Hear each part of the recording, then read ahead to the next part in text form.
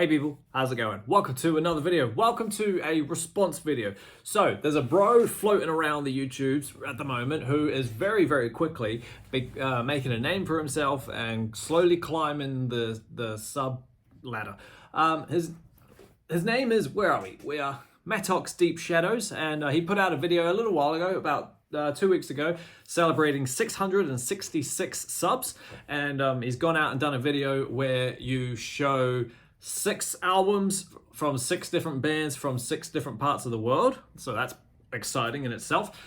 You then show your favorite album from either your favorite or a great album from either 1996 or 1999. Now it's all relevant to the number 6. And then the last part of it is show an album that is show a 6th album in a band's category, catalog that you think is still great.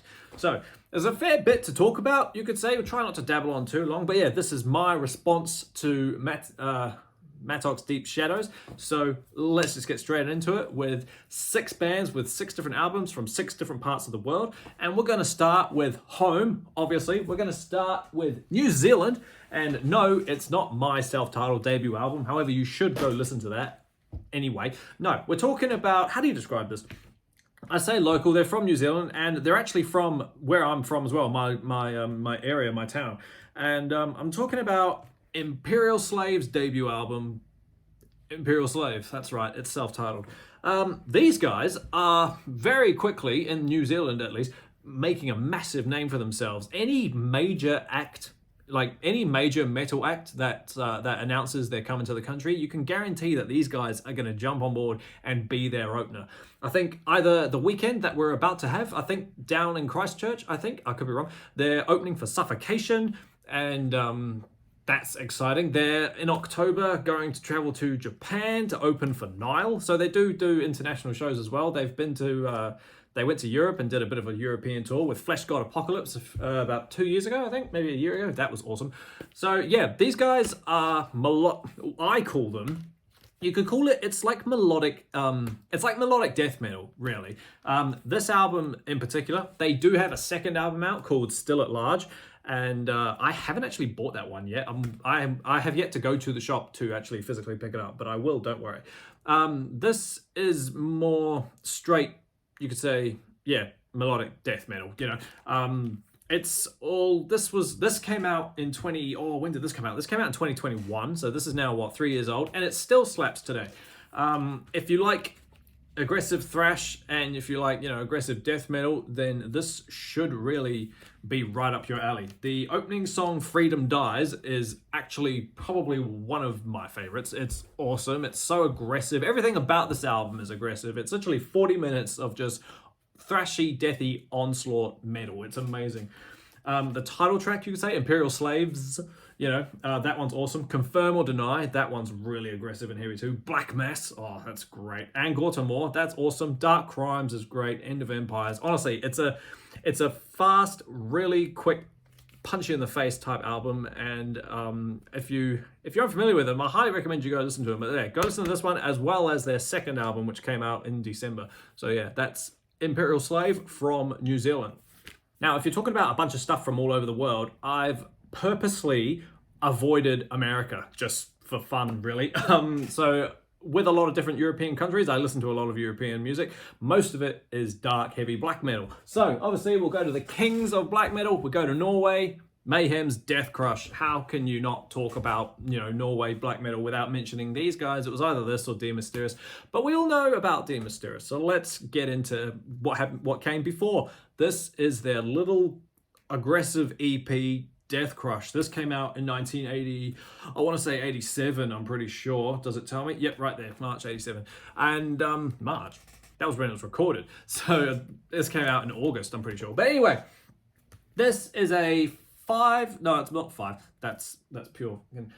This is a 7-track EP that is probably the most rawest recording I've ever heard. It makes, like, it's on par with Transylvanian Hunger in terms of like how rough and ready this thing is. obviously Mayhem were born out of a hatred for death metal becoming too nice sounding, pretty much. And this was a result of that hate and that anger to just go completely against the rules and make everything sound awful. However, it's still a great listen, and I highly recommend you listen to it if you haven't. If you want to get into some really, really early onslaught of black metal, check this thing out. Death Crush, the title track, it's honestly so good. Death Crush. This has quite a interesting intro track as well, like some just banging drums. It's pretty fun. Chainsaw Guts, fuck, that's always fun. Witching Hour is absolutely crazy. That's a Venom cover. It's only like 90 seconds long, I think.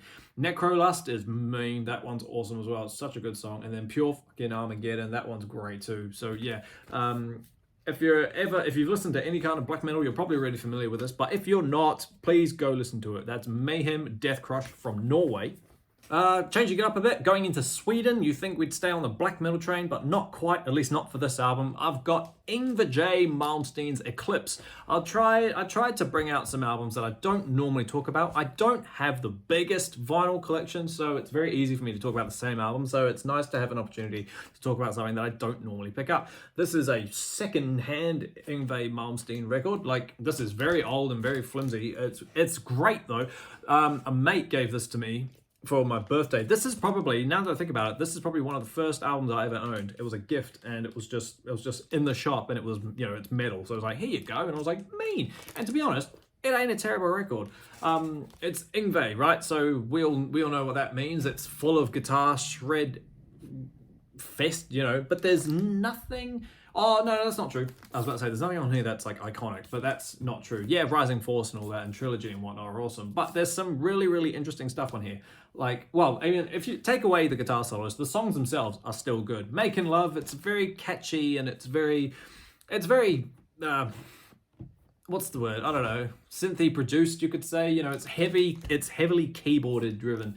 So when did this one come out? This is from 1990, I'm pretty sure, if I quickly try and find it. It's not there, but I'm pretty sure it's like either 1990 or 92 or something like that. But yeah, Bedroom Eyes is fun. Save Your Love's a bit of a ballad. That's a bit skippable. Motherless Child is great as well. Devil in Disguise, that's awesome. But my favorite song on here is probably Fault Line. That one's cool. Just because it's a bit more catchy and it's a bit more rock, I suppose. And I like the chorus. I like the melody in the chorus. But yeah, it's a fun album. If you want to go jam that, I highly recommend it. It's one of my more favorite Malmsteen albums, up there with the obvious ones. But yeah, this one is good. That's Eclipse, Yngwie J. Malmsteen from Sweden. We're going into the Netherlands now, the land of the Dutch. We've got Karakangren, and their, don't actually know what number this one is, and their album from 2017, I think. This is Dance and Laugh Amongst the Rotten. Now, this is a bit Cradle of Filthy. If you like your black metal with a bit of symphonic, and if you like your storytelling aspect of heavy metal, then this is pretty on point for that. Karakangren are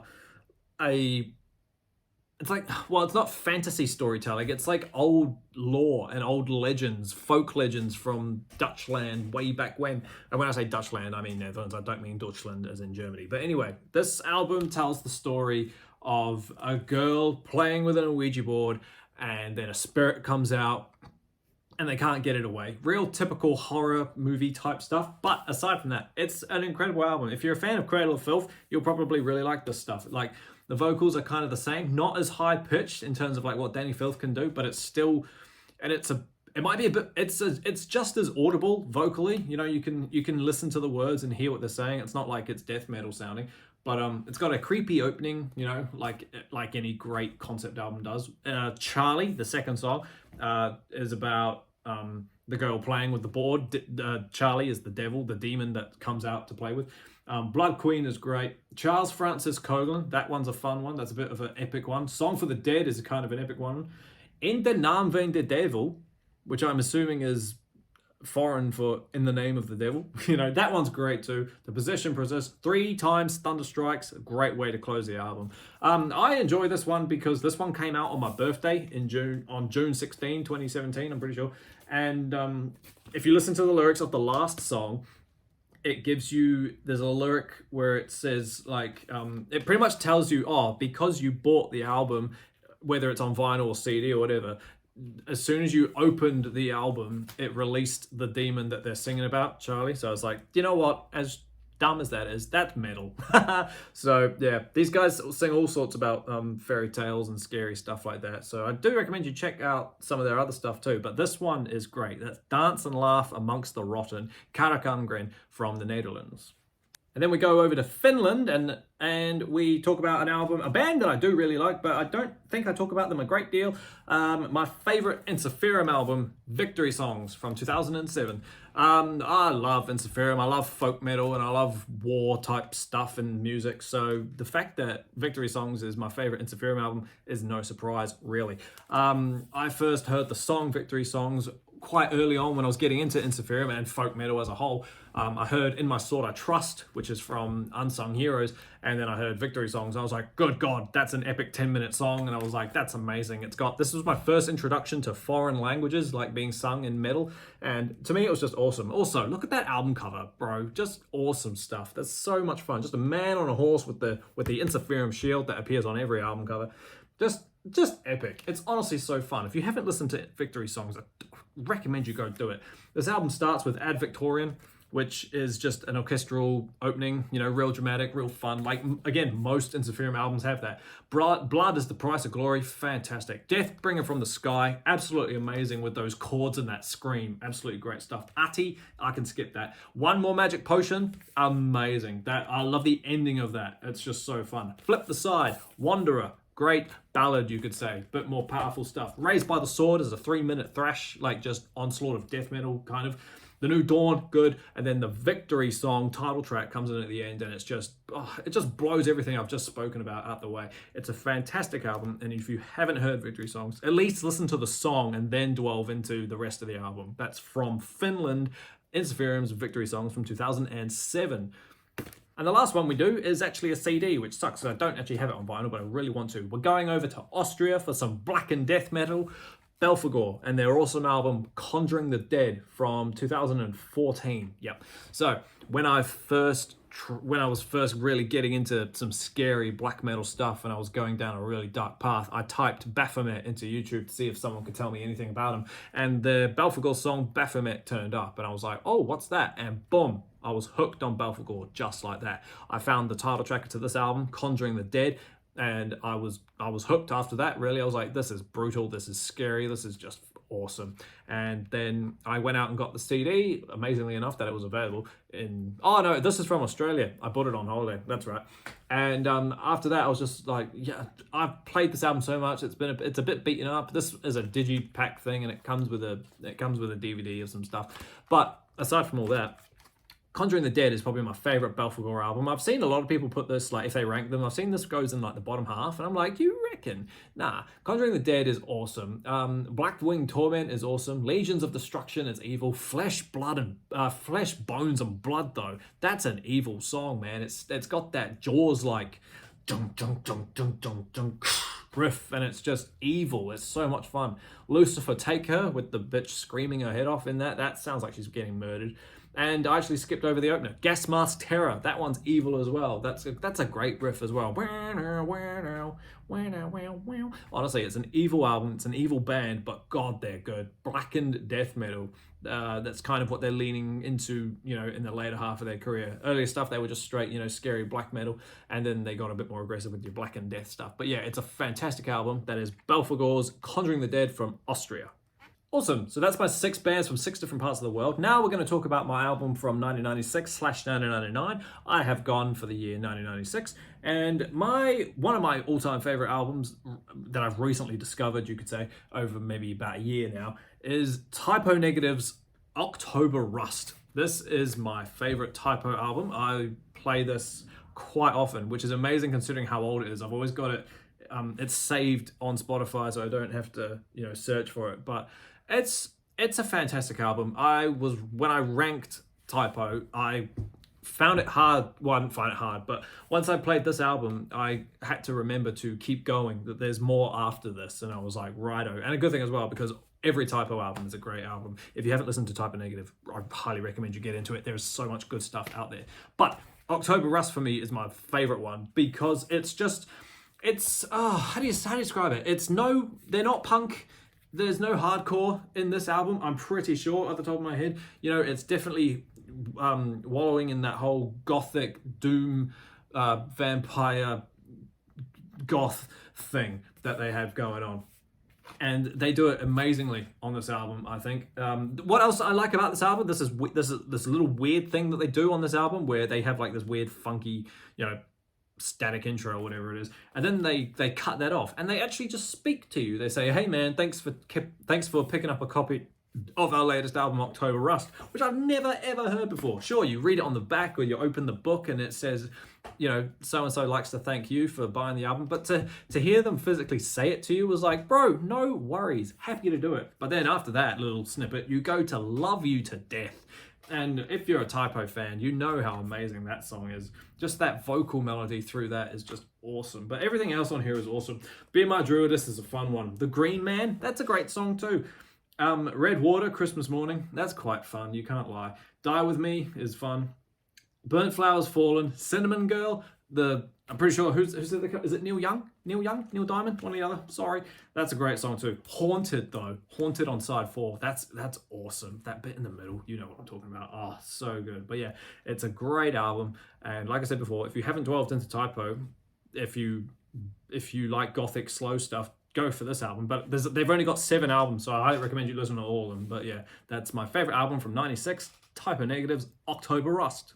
And then the last part of this this response thing is an album a 6th album in a band's catalog that you think is pretty damn awesome. Now, the album that I've got here isn't my number 1 ranked from the band, but it is my number 2 ranked, and it's pretty damn awesome. And I'm talking about Black Sabbath's Sabotage from 1976, I'm pretty sure. Sabotage, number 6. It's a great album. I'm not really a big fan of Sabbath Bloody Sabbath, so to listen to this one after it, I was like, yo, this is what I needed. This is a borderline thrash metal album. I know, loosely, you could say there's just little bits on here. It's an aggressive album, do you know what I mean? And it's how the band were feeling at the time. You know, everything about them was just lawyers and contracts and all that negative stuff from the music industry. And it just got honed into the music. And that's why Sabotage is such an angry album. It's so fun. Hole in the Sky, I think is a great opener. I think that's so fun. I'm looking through the hole in the sky. Hearing that, I was just like, yo, Ozzy's got energy and everyone sounds good. Don't Start Too Late is a bit of a piss take of the band starting to play without the producer being ready. You know, that one's fun. Symptom of the Universe, that's what I was talking about when I mentioned thrash metal. It's obviously very, very slow thrash metal, but it's like, in a way, one of the first hints, the first nod of thrash metal. It's so fun. Megalomania is great. Thrill of It All, Superstar. Am I Going Insane is simple but fun. It's called Radio in the brackets, but it's not a radio edit or anything like that. And then The Rip. It's a great album, and I keep saying it every time I talk about Sabbath. I always say the same thing. If you're one of those fans who hasn't dwelled into Sabbath like past the Paranoid album, or even Master of Reality for that matter, keep going. Volume 4, and yeah, Sabbath Bloody Sabbath isn't my favorite, but it's still good. And then you get this stuff, and then it gets creative after that. But yeah, if you're only familiar with the hits of Sabbath, keep going into their career, and you won't regret it, because you've got gems like this just waiting to be listened to. So yeah, my 6th album that I still think is great is Sabotage from Black Sabbath.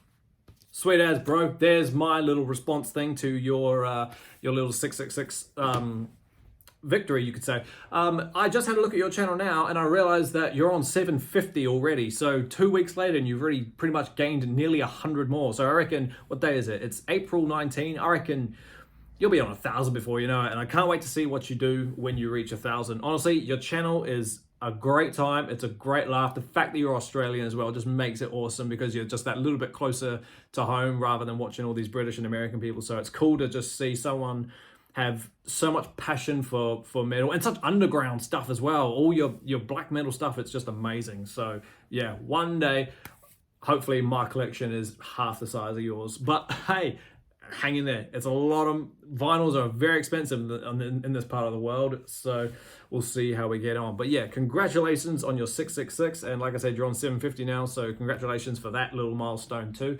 And yeah, great channel. I'm gonna have so much fun, and I'm gonna probably edit this with some videos of yours in the background. So thanks heaps, well done. And to everybody else watching, thank you for watching me talk about some albums from all over parts of the world. If you haven't delved into this channel, please go look at it. It's absolutely incredible. It's a great laugh. He's so passionate. He's so funny. It's absolutely amazing. If you're not keen, go jam these albums. You won't regret it. So whichever you do, just remember though, like always, stay inside, stay safe, listen to metal, and I'll see you all in the next video. See you later.